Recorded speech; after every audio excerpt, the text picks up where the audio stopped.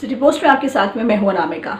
नीतीश सरकार में कैबिनेट विस्तार को लेकर के बीजेपी के मंत्रियों के नाम पर स्थिति अभी तक जो है वो क्लियर नहीं हो पाई है। काफी समय से ये चीजें जो हैं वो चल रही है, क्लैरिटी नहीं दिख रही है। भावी नुमाइंदों के नाम तय नहीं होने के पीछे कई कारण बताए जा रहे हैं। दरअसल आपको बता दें कि जेडीयू ही नहीं, कुशवाहा और मुसलमान चेहरों पर बीजेपी की भी नजरें टिकी हुई है। इसलिए कहीं ना कहीं जो स्थिति है वो कह सकते हैं कि स्पष्ट नहीं हो पा रही है, क्लैरिटी जो है वो नहीं आ पा रही है। कैबिनेट विस्तार में हर हाल में बीजेपी सीधे तौर पर कुशवाहा और मुसलमान चेहरों का प्रतिनिधित्व सुनिश्चित करना चाहती है और इसी कड़ी में पूर्व मंत्री केंद्रीय मंत्री शाहनवाज हुसैन और पूर्व मंत्री सम्राट चौधरी को कैबिनेट में शामिल करने की तैयारी है। अब प्रेजेंट की बात करते हैं तो वर्तमान में दोनों समाज से कैबिनेट में कोई चेहरा नहीं है। बीजेपी इसी बेस पर पहली बार मुसलमान चेहरे पर दाव लगाना चाहती है।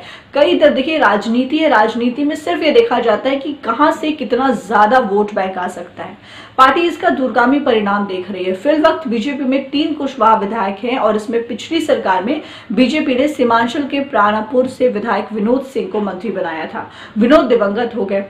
पूर्व मंत्री की पत्नी निशा सिंह 17वीं विधानसभा में पहली बार जीत करके आई हैं और वही बिहार शरीफ से डॉक्टर सुनील कुमार तीसरी बार और रक्सौल के विधायक प्रमोद सिन्हा पहली बार जीते हैं।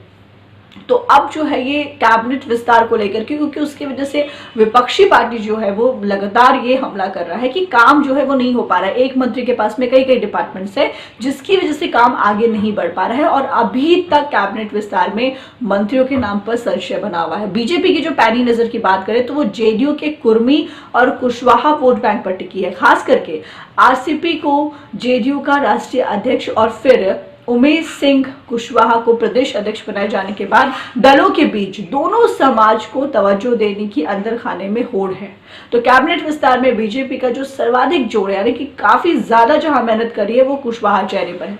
पार्टी इस बार विधान पार्षद सम्राट चौधरी को मंत्री बनाना चाह रही है। 2 कारणों से बीजेपी में सम्राट के नाम पर जोड़ है। पहला सामाजिक और दूसरा क्षेत्रीय समीकरण है। सम्राट पहले भी मंत्री रह चुके हैं। तो अब हम सिर्फ यही वेट कर रहे हैं कि कब तक कैबिनेट का विस्तार होगा और कब तक मंत्रियों के नाम जो है वो सामने आएंगे। फिलहाल इस खबर में इतना ही। अनामिका को दीजिए इजाजत।